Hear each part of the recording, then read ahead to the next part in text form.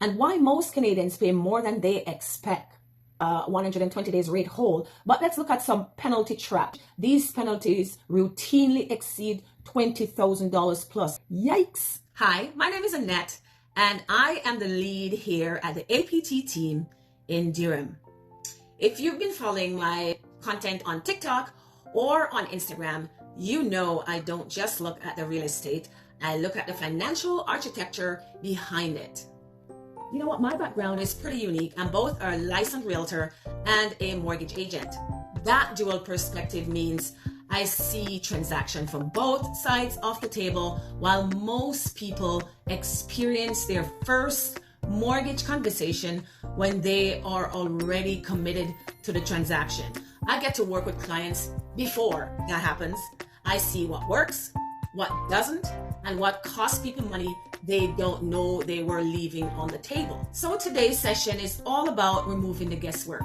60 minutes together, and my goal is to transform how you think about mortgages, whether you are a first-time buyer considering a renewal, or you're just curious about the financial side of home ownership. Let's start with the big question, and that is, where are we now? The Bank of Canada has held the policy rate at 2.25%. Now I know rates can feel like abstract numbers, so let's make this real for you. Think of that 2.25% as the anchor for the entire financial system. When the Bank of Canada sets the rate, it ripples through everything: your mortgage options, your savings account, interest earned, even what your bank pay you to borrow money overnight. It's the foundation. Here is what's happening in the Durham market specifically. We're in a phase where rates have stabilized after the aggressive hiking cycle we saw from 2022 to 2023. That period was brutal for borrowers, but stability creates opportunity. It's when people can actually plan again. What I am seeing with my clients is this: the panic has subsided, but the confusion hasn't. People are asking questions like, should I lock in now or wait? Is this the bottom? What does a 2.25% anchor even means for my monthly payments? These are the right questions, and today we're going to answer them. The Durham market itself is interesting right now because we're seeing a correction from the pandemic boom, but we're not seeing a crash, which is pretty good. Properties are more fairly priced, which actually works in the buyer's favor if they understand the financing side, and that's where most people slip up. So before we get into the mechanics of the mortgage, I need to tell you something that might surprise you. Most people think they're locked into a rate the moment they apply for a mortgage. They're not. There is a window, a 120-day window that most lenders don't necessarily talk about. And what happens in those 120 days can literally save you thousands of dollars or cost you thousands if you don't understand it. So I would like you to stick around because this is where real money gets made or lost. So let's talk about something that sounds boring, but it's actually one of the most valuable tools in mortgage strategy, the 120 days rate hold. Here's what actually happens. When you apply for a mortgage, whether you're renewing or buying, your lender gives you a guarantee rate for 120 days. That's not a suggestion, that's a legal protection for 4 whole months. That rate is yours. Now, why does this matter? Because in 4 months, a lot can happen in the financial realm. The Bank of Canada could cut rates. We could see geopolitical events that push rates up. The bond market, which is literally the actual driver behind the mortgage rates, could shift significantly. Now, here is the magic part. If rates drop during these 120 days, your lender has to honor the lower rate. When you close, you don't have to sit and wonder if you missed out. If rates spike, you're locked in at the lower rate. It's literally free insurance, and I'm not exaggerating. I know we talked about the 120 days rate hold, but let's look at some penalty trap. and why most Canadians pay more than they expect. Breaking a mortgage early is more common than you might think. 75% of Canadians break their mortgage before the term ends. Usually the term is 5 years, but most times they break it within 3 years. So whether due to job relocation, life changes, home upgrade, or refinancing opportunity, and that's where the penalty trap catches them. So let's look at the real cost of breaking your mortgage early. Don't plug your ears. When you exit a mortgage prematurely, lenders typically charge one of two penalties. One is the interest rate differential, which we call the IRD. This is the difference between your current mortgage rate and the lender's posted rate, multiplied by the remaining balance and term and length. The other option is 3 months interest penalty, a flat fee covering 3 months of the payment. Usually that's when you have a variable rate mortgage, you have the 3 months interest penalty. For a $500,000 mortgage, these penalties routinely exceed $20,000 plus.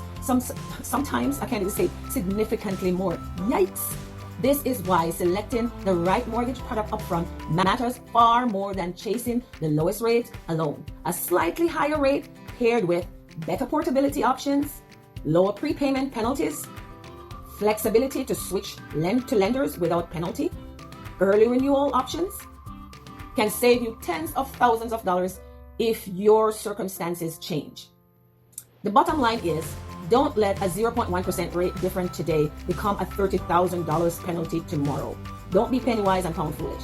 So I will tell you a story about Marcus, one of my clients. I'll call him Marcus, like I said, and I'll discuss with you the 120 days rate hold, how this was very valuable for him.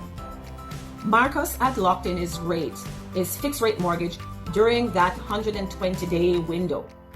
When market rates dropped afterward, neither Marcus or the lender had to do anything proactive.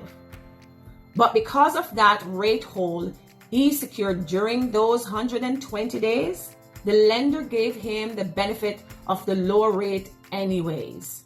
It's almost like that 120 days rate hold act as a security or guarantee, whatever you want to call it, for Marcus.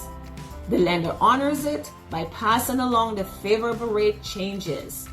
That is very different from the penalty situation we had just discussed, where breaking a mortgage early can trigger a significant cost.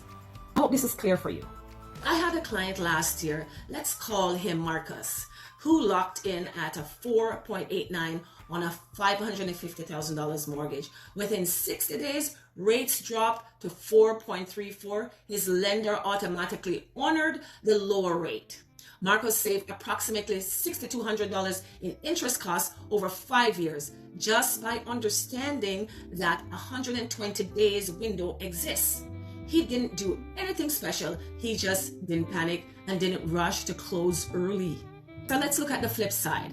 I have also seen clients who didn't understand this protection and either locked in too early or rushed their renewal, missing better opportunity. The point is, knowing this window exists changes how you approach the timing of your mortgage decision. So now we're going to look at fixed versus variable rate. Now we get to the question I hear consistently. Should I go fixed or variable? And here's my honest take. That actually is not the right question to ask. The right question is, what's your sleep at night factor? Let me explain what I mean. When you lock in a fixed rate, your payment is set for the next 3, 5, or even 10 years. Whatever term you choose, that payment doesn't change.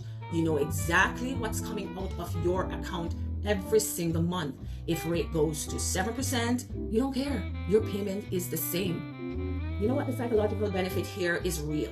I have had clients tell me that knowing their payment won't change is worth more than potentially saving a few hundreds of dollars. That's not irrational. That's understanding yourself. There's a client of mine I work with. I'll call her Jennifer. She's a single mom, works in education, and her income is stable, not flexible. When she asked me about the variable rate, I could tell that she was genuinely stressed by the idea of the uncertainty. We went fixed. She paid 5.19% on a 5-year fixed rate mortgage. Could rates drop and she'd end up paying more than a variable rate borrower? Maybe. But every single month, Jennifer knows exactly what her commitment is, and that peace of mind is worth something. You can't put a dollar value on sleeping well at nights. So let's look at the variable rate mortgage and understanding that variable rate is good for people that can take some vulnerability. Your rates can fluctuate, and this is important. It usually starts lower than fixed. You're betting that over your mortgage term, rates will either stay the same or come down enough to offset any increases that you may have. Variable works for people who understand the market cycle, can tolerate fluctuation, and have financial flexibility. If rates rises, yes, your payments could go up. But if you're someone who reads market news, understand the Bank of Canada's direction, and can absorb a potential $100 to $200 payment increase, variable might save you money over the long term. I have another client, and I'll call him David, who chose the variable rate during a rate dip. He got $3.99 when the rates were sitting at 5.45 for 2 years. His rate stayed stable or dropped slightly. He saved roughly $8,000 to what he would have paid on a fixed mortgage. But here is the thing. David told me up front he could handle the rate increases. If rates spiked to 7%, it would impact him, but it wouldn't break him. He was comfortable with the trade-off for the potential saving. So here's the key insight. Fixed isn't safer and variable isn't riskier. They are just different. One is about predictability, one is about optimization. The better choice depends entirely on who you are, not on what the market does. So I would like you to consider your financial flexibility before our next conversation. It's the foundation of making the right choice. Here is something most people don't realize until it's too late. Your mortgage approval isn't about your credit score or how much you earn.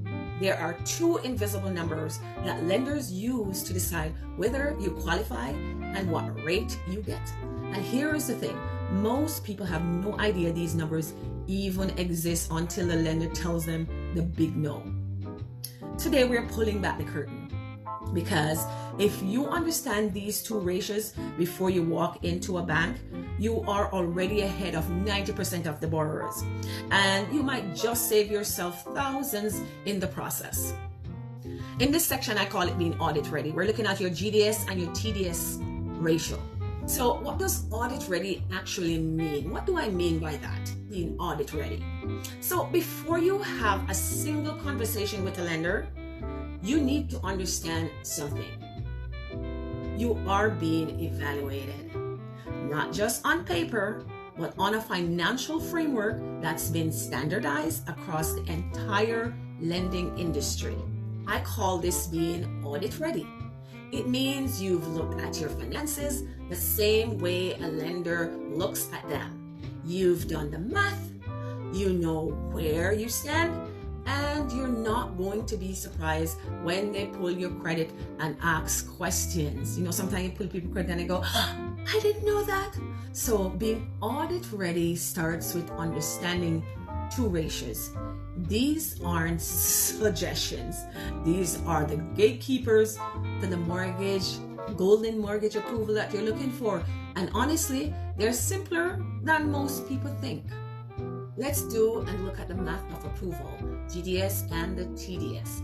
Lenders use these two main ratios to determine if you can afford a loan. Let's break them down. Get out your pen and paper. First up, GDS, gross debt servicing ratio. And you will know why we call it gross. GDS is about your housing costs. Specifically, it includes three things: your mortgage payments, your property tax, and your heating costs. You need those to live in your house. The total of those three shouldn't exceed 39% of your gross annual income. Your gross, you may call it gross, right? For different reasons. So let me make this concrete. If you earn $100,000 a year as gross, your maximum housing cost should be $39,000 annually, or about $3,250 per month. Includes your mortgage, taxes, and heating combined, so it would be $3,900 per month. Why 39%? because lenders know from decades of data that when housing costs exceed that threshold, people start cutting corners elsewhere. They stop paying other bills, they accumulate debt, they default. So 39% is the safety line. Then there is TDS, year wonder, and total debt servicing ratio. And the TDS is the bigger picture. It's everything: your housing costs plus all your other debts, obligation. We're talking about like car loan, credit card, minimum payments, student loan is also included, line of credits, everything. The total of all should not exceed 44% of your gross, here we go with the word again, gross income. So using the same $100,000 income example, your maximum total debt service is $44,000 annually, or roughly $3,600 per month, $3,667 to be exact. Here is where it gets interesting. Let's say your GDS is healthy at $3,200 a month, but you have a car payment of $450, credit card minimum payment $200, student loan $300. Suddenly your TDS is $4,150. You just exceeded the 44% threshold, and that's where you get rejected. Not because you can't afford a house, but because your total debt load is too high according to the bank. This is where most people get blindsided and annoyed and upset because they offer a house and you're determined to close on it, and then you hear the bad news. So let's look at recurring debt. I use an analogy with my client that really resonates. Think of your finances like a metabolic system. Your system, how it works health-wise, right? Your income is like the fuel your body takes in. Your debt are like the nutrients. Some are productive, some are clogging the system, funny. And your ratios, they are your body's ability to function optimally, right? Digestive enzyme, they're all working, gut microbe is working. If your financial body is clogged with high interest rate, high cholesterol, high debt, you don't qualify for the best rate. You might not qualify at all. You have to clean up the financial nutrition before you approach the bank. I had a client, I'll call her Sarah, who wanted to buy a home. On paper, she earns $85,000 annually. Her ideal mortgage would have been around $320,000. That can't buy anything now anyways. But when we audit her finances, here is what we found. Car payment, $520 a month. Credit card, she had 3 of them with the minimum payments totaling $340 a month. That's a lot of debt already. Line of credit, $280 a month, and student loan, $150 a month. That's $1,290 in monthly debt obligation before we even count her potential mortgage. Her TDS ratio was already 18% from her existing debt, and a mortgage of $2,800, she wouldn't qualify. She would be well over 44% threshold. She wasn't qualified, not because she wasn't earning enough money, but because her debt was suffocating her ratios. So here is what we did. We restructured her debt over a 6-month period. This wasn't about earning more money. It was about being smart, being strategic. We paid down 3 credit cards aggressively, $8,000 gone in 4 months. Her credit card minimum dropped from $340 to $120. We consolidated her line of credit into one payment. We got her car payment down by refinancing that loan. So in 6 months, her monthly debt obligation dropped from $1,290 to $650. Suddenly, her TDS ratio had room. Her GDS and TDS were now in the safe zone. And when she finally approached a lender, she didn't just qualify. She qualified for the better rate because her financial profile looked healthier. Simple. The lender saw someone who would clean up their finances. That matters. The key principle here, high interest debt is the enemy of a mortgage qualification. It's not just about interest that you're paying. It's about the psychological and mathematical ceiling it puts on your borrowing power.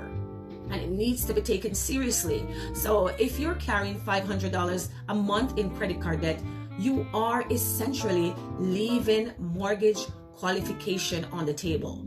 That $500 a month could translate to roughly $80,000 to $81,000 in additional borrowing power if you eliminate it. So consider before you sign this paper. This is why being audit ready matters before you even talk to a lender. Sit down with your own finances, calculate your GDS and your TDS, and be honest about it. So if you're not in the zone, don't panic. You have options. You can restructure, consolidate, and clean up, but you have to know where you are standing right now. So I would suggest that you pull your credit report, look at your debt obligation before you have the conversation. It's the foundation of being audit ready. Let me tell you about a client, not to sell you anything, but because her story is probably your story. I'll call her Michelle.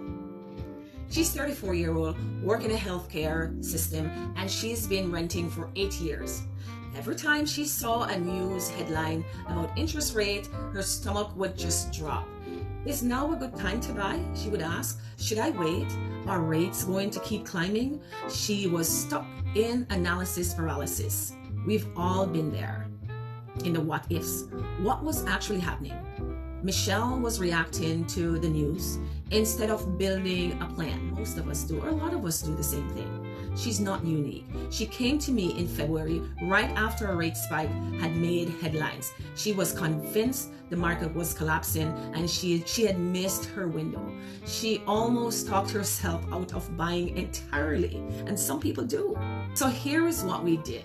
We didn't look at the news headline. We looked at her numbers, which is most important. We did the audit. We calculated her GDS and TDS.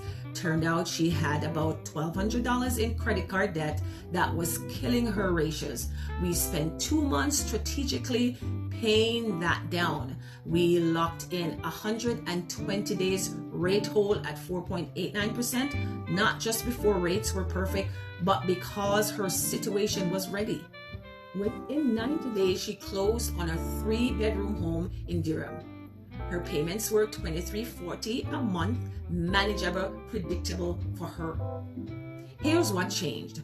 Michelle stopped watching CNBC and started watching her own financial metrics. That shift from external noise to internal clarity is what actually moved people from renting to owning. And here is the thing she told me after closing. Always get these stories and it feels good. I thought I needed to understand the entire market. Yeah, turned out I just needed to understand my own numbers. Yes, that's it. That's the insight I want you to take from today's chat. Here we've covered a lot in the last hour. We have looked at the Bank of Canada's role as the anchor for our entire system. We've talked about 120 days rate hold and how they protect you. We've explored the psychology of fixed versus variable and why the right choice depends on who you are, not what the market does. We've gone deep into GDS and TDS ratio and why cleaning up your debt before you approach a lender can literally unlock hundreds of thousands in borrowing power. And we've talked about penalty trap and how understanding your mortgage contract saves you money when life happens. But here is what ties all of this together, and it's the most important thing I'm going to say today. Stop reacting to the news. Start building your plan. Again, stop reacting and start building. The news is noise. It's designed to create urgency and fear. Rates are rising, the market is crashing, you're missing out. It's all designed to make you feel sick and make you feel like you need to make a decision right now. But mortgages aren't made in a moment of panic. They are made when you understand your own situation and you move with intention. Michelle didn't buy a home because rates were perfect. No, she didn't. She bought a home because she I said, was ready. That's the difference. Your situation is unique. Your income is different. Your debt is different. Your risk tolerance is different. Your goals are different. So why would you make a decision based on what works for someone else or what the headline tells you? You see how that doesn't make any sense? Because we're all unique and we have unique situation. What you should do is build a plan that works for your life and not something you figured out alone, especially when there's complexity involved. I mentioned at the start that I wear two hats. I'm a realtor and a mortgage agent. That dual perspective is actually why I can help in a way most people can't. I see what happens when people buy without understanding their financing. I see the stress, the surprises, the I wish I had known earlier moments, or I wish I had known you. I've had that also. And I also see what happens when people build a plan first. They buy it with confidence, they negotiate better because they're not desperate, they sleep at nights. My role as your mortgage agent isn't to push you into a mortgage you're not ready for. It is to handle the complexity so you can focus on the life you're building in that home. That's it. That's your job to live. So if you've been following me on TikTok or Instagram or any social media, you probably notice I don't just post rates update. I post why behind the rate. I break down concept. I tell stories like Michelle's because I think transparency matters. And I think you deserve to understand your own financial situation before anyone asks you to sign anything. See my eye? So here's what I'm inviting you to do. If you want to see where you actually stand, not based on headlines, not based on what your friend, cousin paid for their mortgage, but based on your actual numbers, use the link below to book a 15-minute strategic call with me. 15 minutes, that's it. We'll pull your numbers, we'll calculate your GDS and your TDS, we'll talk about your situation, we'll look at actual numbers for you. No pressure, no sale pitch, just a plan. Because here's what, once you see your numbers clearly, once you understand what's actually possible for you, the noise stop. It doesn't matter, the noise. You don't even hear it. You move with clarity instead of fear. And that's worth a 15 minutes conversation. Do you think? The link is in the show notes. I am looking forward to helping you get into a position of strength. Thanks for spending the last hour with me. Let's build something real.